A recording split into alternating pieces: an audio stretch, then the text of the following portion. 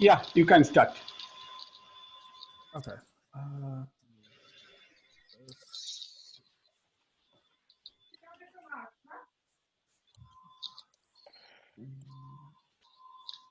Okay. Can everyone see my screen? Just the presentation here? Yeah, yeah. Okay. So, Full screen. yeah, there we go. Yeah, so my topic is socioeconomics and COVID-19. And I know that sounds pretty intimidating at first, but it's not, it's pretty simple once you sort of digest all of it. So basically what this is, I'm talking about how money and the way people behave will affect coronavirus and the way that we end up dealing with it. So yeah, so just a brief introduction on what I'm talking about again. So in this presentation, I try and explain how socioeconomic inequalities in our society and through the international community will amplify the effects of this pandemic.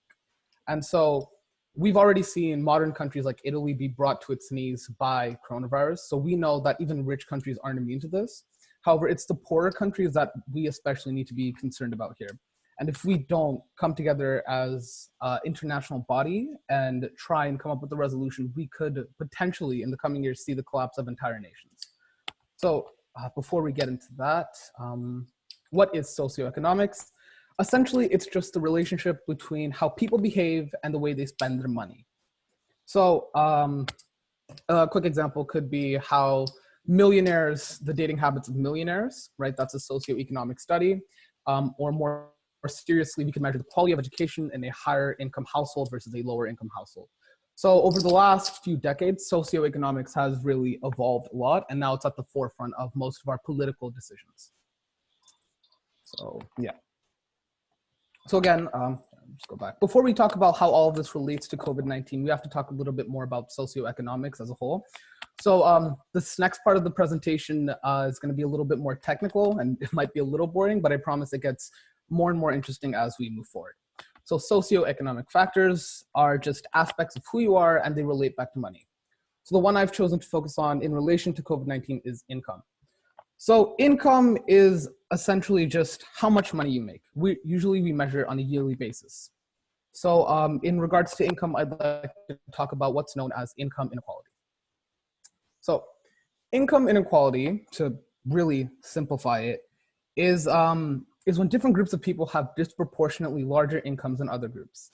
For example, if we were to look at the average income between retail workers and business owners, we may find that business owners make much more money than retail workers and find an inequality between these two groups. Another big example that we've done is, that we've seen in society is the gender gap. So men versus women, on average, which gender makes more and why? So yeah, and what causes this inequality? So income inequality is caused by a multitude of reasons, which are incredibly complex. But the two that I think are most relevant to us are what's known as globalization here and social norms. So globalization refers to businesses starting to operate on an international basis. And for us, what that usually means is businesses outsourcing their labors to countries with cheap labor prices. Now, if you were to look at the clothes that you're wearing right now in the tags, you'd probably notice that they were made in a country not from the Canada or the US. Instead, they were probably made in Bangladesh, Sri Lanka, China, countries where the price of labor is much cheaper, and so it's easier for companies to turn a profit. And so this directly translates to having less demand for workers and having more people unemployed. And now the second cause I'd give is what's called social norms. So what I mean by that is that we're all used to CEOs making hundreds of millions of dollars a year, but the average worker making minimum wage.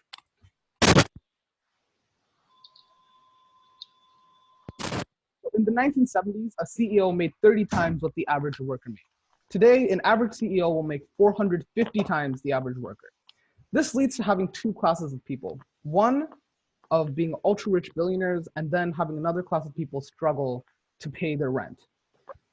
So how does any of this affect our health? Well, all of this relates directly back to your health because your income affects what's called your buying power. Now, if you make $50,000 a year and you live in, let's say, America, where you don't have universal income, you can't spend $30,000 a year of it on health insurance. However, someone making $200,000 a year could do that. And so already, just by making less money, your health is already being affected. If you have to pay for healthcare, and you don't have health insurance, you're far less likely to go to the doctors for regular checkups. But your income affects your health even more than just health insurance. Statistically, lower income individuals have a worse diet. Why? Well, if you don't have a lot of money to spend on fresh groceries, it's much easier to just buy fast food or buy frozen dinners, and usually it's cheaper. So instead of having fresh fruits and vegetables, you're eating maybe microwave pizza and McDonald's 2 to 3 times a week, and that's terrible for your diet. Your socioeconomic status, or how much money you make, directly impacts your health. So here we finally move on to COVID-19. So we know COVID-19 is incredibly deadly and spreads quickly. We know that the only way currently to combat this virus is social distancing. We don't have a vaccine, and we don't necessarily have any sort of like specific treatment towards it. But there are many parts of the world and even parts of our community where social distancing isn't possible. So to demonstrate what that would happen, I have created a model. So epidemiologists do what's called, they model how a virus will spread. So I've created one, and I took my, if anyone's interested, I took my information from what's called the Institute of Disease Modeling. They have the most up-to-date numbers on COVID-19. And so I ran a simulation where the virus starts in Wuhan, China, like it did in real life, except there's no social distancing factor. And just to give you a quick rundown of how the simulation tends to work, red spots, bright red spots are numbers of people dead, where there's the most people dead in a dense area. Orange means that those are people infected, and gray dots will mean that these are just people that are either susceptible or they've recovered. So if we start the simulation here in Wuhan, China, these orange lines show that the planes are traveling all across the globe. And very quickly, we start to see the death rise right here, which is the epicenter of the virus, Wuhan. Now, but if we look around, we see that the virus is spreading incredibly quickly to other parts of the globe too. Can you do a map instead? Yeah. So if we switch to this view right here, what we notice is that, well, around day 70, the virus in China has essentially stopped. But the epicenter, there are no more people. But what we notice here is that the entire Indian subcontinent is bright red. So if we go back just a few days, here's what we see. So this entire part of the entire Indian subcontinent is showing hundreds of thousands of people's dead. So if we click on this region right here and we show the virus, right here, it'll show us how many people are dead. So this is 800,000, or now it's up to 989,000. Now, to me, I find that very interesting because if you notice a few things, the virus is gone in China, it's gone in most parts of the Western world, but it's still persisting here in parts of India and here in parts of Africa. Why? This is thousands of kilometers away from where the virus originally started. If we need to stop a little bit. So this model, this simulation, and the time you are saying that it is still in future. Yeah, so this just shows if there was no social distancing. So because we do have social distancing, the virus is much slower. The reason the virus goes by so quickly here is because most people have died from this. And this obviously isn't what's actually happening. This is just to represent. Actually in India, there is not many cases now. Exactly.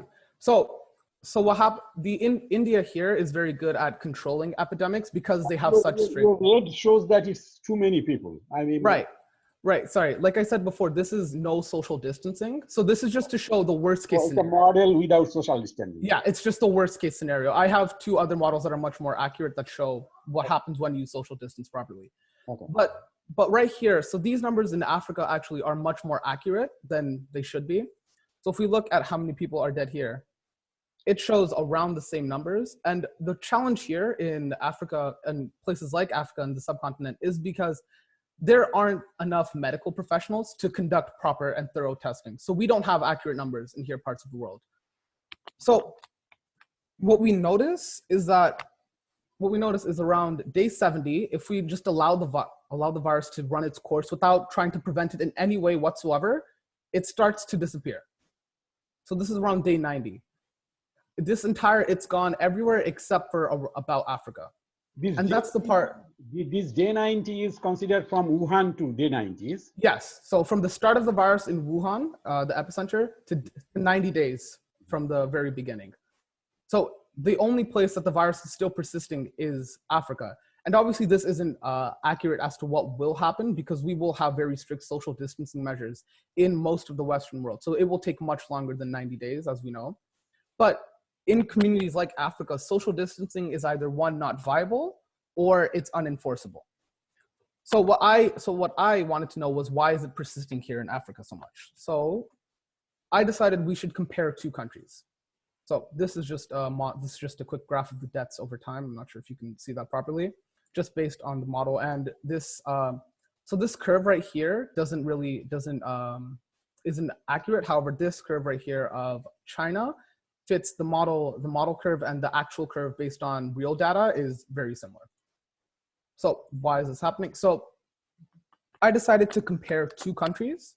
So Canada, the virus was essentially gone in Canada after 70 days, and Nigeria. Nigeria was the last country where the virus was, where no one had the virus, or no one was infected with it. So since this is based on socioeconomics, I decided to look at the economics of Nigeria and Canada. So Canada has a GDP of 1.7 trillion, and a GDP is just how much money a country makes. It stands for gross domestic product. So it's just how much are you producing? How much money do you have? So Canada has a GDP of 1.7 trillion, whereas Nigeria has a GDP of 397 billion. So right off the bat, we know that Canada is significantly more wealthy based on this number alone. But we go more in depth to what's called GDP per capita. So this is just the average income of the average person in both countries. So in Canada, the average income is around 52,000, whereas in Nigeria, it's around 1,555. Again, Canada's number is significantly larger. And then finally, we look at the poverty rate. So Canada, it's 9.4% of our population lives below the poverty line. Yeah. Just one clarification. I yeah, guess I am right, but just a clarification. The yeah. income, you said that 1.373 trillion, Nigeria has GDP 397.3. So is it per year, per 6 months? Per year. It is always measured per year. Yeah. Yeah. Sorry, sorry, I should have clarified that. Just a clarification. I know what you meant. Yeah. Thank you. Yeah. So what does all of this information actually tell us? So what we know from this is that significantly wealthier countries are far better off. Canada has far less fatalities than Nigeria, and the big difference here, aside from geography, is that is the money, is the socioeconomics of it. So if we want to run, but again, this model takes into account no social distancing. It assumes that everyone just lets the virus spread. Obviously, that's not what's happened. And this is a global scale. So if we were to look at it on a local scale with social distancing, this is what it would look like. So this is another simulation I created in Go. If anyone's interested, I can talk about that later. So this is without social distancing again. This is a local simulation based on what's called nodes. This is just a programming term. It's essentially just individuals. And this is what it would look like with social distancing. So as you can see, with social distancing, the virus dies out much, much faster. And we see much less people dead. So just to talk a little bit more about the numbers for both of these simulations. So this simulation was based off of the homeless population in Toronto. So I've read articles and news reports saying that it's not possible for homeless people to social distance because we've been told to stay home, stay indoors. But what do you do if you don't have a home? What do you do if you're in a densely populated area and you have to live on the streets? So modelers and epidemiologists have actually been modeling this sort of thing for us from the beginning of the virus. And so what I did was I inputted the number of homeless people in Toronto, and then I inputted the infection rate and the recovery rate just to see what the data says. And according to this simulation and other simulations I've looked at, if this were the scenario, this were the worst case scenario, we could see 70% of our homeless population in one neighborhood and even our entire city dead. So worst case scenario, that is 6,000 people who will die if we let this if there is no social distancing in these communities. So what can we conclude from all of this? Well, as I think I've shown, there is a direct correlation between both the fatalities due to COVID-19 and one's overall health with their socioeconomic status. from the global model, what we can see is that coronavirus affects countries disproportionately, like most viruses do. Wealthier countries are far better off than poorer countries. We see the virus start disappearing in North America, but still persisting here in Africa. And if we are not careful, we will see millions dead because of the inequality which we have created. Rich countries like Canada, the US, and the UK, although are suffering right now, will come out of this okay. Because we have the infrastructure, the support system, and most importantly, the money to implement social distancing, research a vaccine, and once we do inevitably find a vaccine/cure, to actually supply it to our people. So what I'm trying to say here is that COVID-19 will either be the catalyst that the international community needs to end the socioeconomic inequalities experienced by a lot of third world countries and even people in our own community, or it will deepen them to such an extent that we may see entire nations on the brink of collapse. If there is not massive and social economic reform in the coming years, we could see death on an unprecedented scale. COVID-19 should serve both as a warning and a reminder. A warning for how easily we can fall due to our politics, and a reminder for our shortcomings. Thank you. And I'm assuming people have questions. I can talk about the math and the programming if you're interested. I have a question. Exceptional. First of all, I want to say that it was exceptional presentation from another dimension. I do very much appreciate your work, and not only that, you had a very agile presentation, and definitely I appreciate your presentation. Okay, you ask anyone who was asking question? I have a question. Yeah, go ahead. Oh.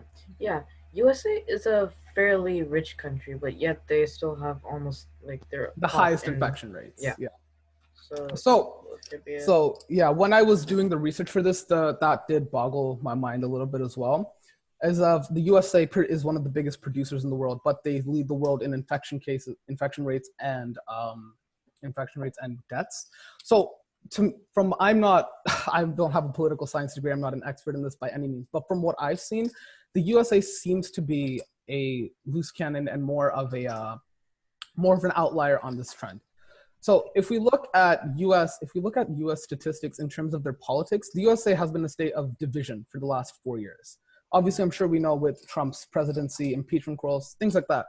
But the USA is particularly interesting because for the last 4 years, the USA has been in what's called a state of crisis in regards to their political and economic reform. They've been in a trade war with China.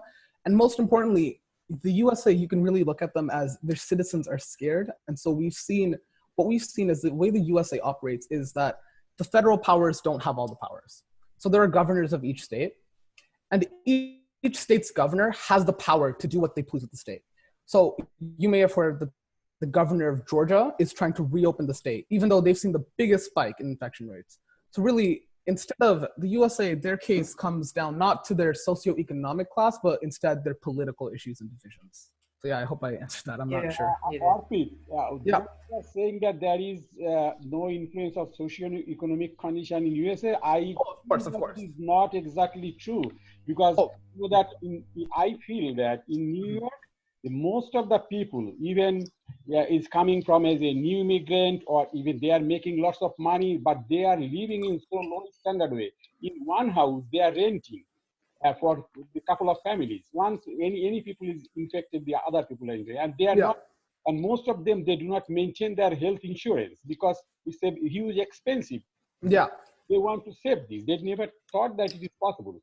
That's one of the reasons that even US is a very rich people. Even the people, those who are even from Bangladeshi community, I know that they are very rich. They have $2 million, $3 million, even $10 million house, but they are renting 5 families. They are living in taxi driving. But despite of all that, they are not maintaining their health. They have no insurance, and they did not know that their condition is bad. But when coronavirus is there, they are dead. So yeah, I misspoke. I more meant to say that even though their GDP is very high, it's not necessarily, it doesn't correlate. Socioeconomics, of course, always plays into politics. What you say is correct, but actually what is happening micro level, if you go, you can have lots of, these people, those who are in not social distancing, not following the rules, not a very good practice of their health and cleaning and all their 100%. money, despite of their $10 million savings into the real estate business, but in 5 families together. Yeah. So I mean, if I think anyone else. that is also a socio-economic or you can say that practice of life standard. Yeah, I think I like very much. Anyone else? I don't know if anyone's interested in this, but I can talk about just like how I got these numbers. So okay, you know that yes, I think that it will be a great presentation today. Today we lots of kids are even hungry. I would say that we will continue this thing again and make a good presentation. I think that I would select you for some kind of special presentation. Lots of people. Thank you, Uncle. I present in front of a lot of people before I have some experience. Yeah. So more organized. So today I want to finish, but any question is good. Pitul? Soham? No. Anyone? Rishi want to say anything? Josh, Deb, any question? Josh? No, but it was a really good and informative presentation. Yep, good. So anyone? Smita, want to say any question? Not really. It was really good. Okay, good. I think that all students are now tired, but it was really, I am tired, but it's so much attractive. I think that most of the parents are absent. I am so unhappy with that. So they should be here. They should be here. The kids are so brilliant. Okay. We are still here with Polda. Oh, yeah. You have to comment on this. No, this is the presentation we missed because we just finished dinner and we are so this particular talk we missed. Yeah, we were listening only half of it.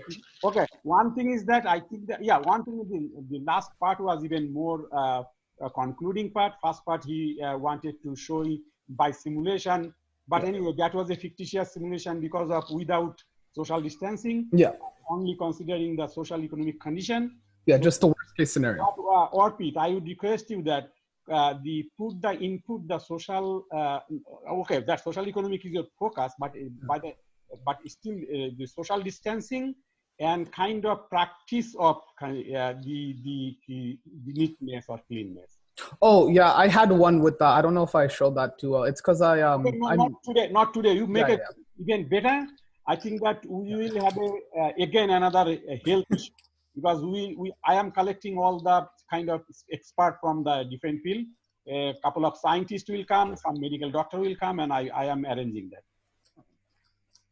Okay, so thank you very much. Exceptional. It was, I mean, I cannot believe that it's possible this way. So Ashok, still you are focusing something on your job, looks. Okay, so we are concluding now. Is that okay? Okay, bye everyone.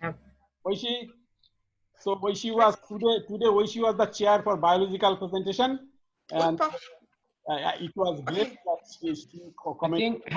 I think Utpalda, I wanted to make a comment. When you don't have a doctor in the session, Waishi is your doctor. Yeah. Waishi is our doctor. The presentations are all really good. I'm so impressed. Okay, bye everyone. Bye. See you next time. Bye. Bye. Bye. Thank you.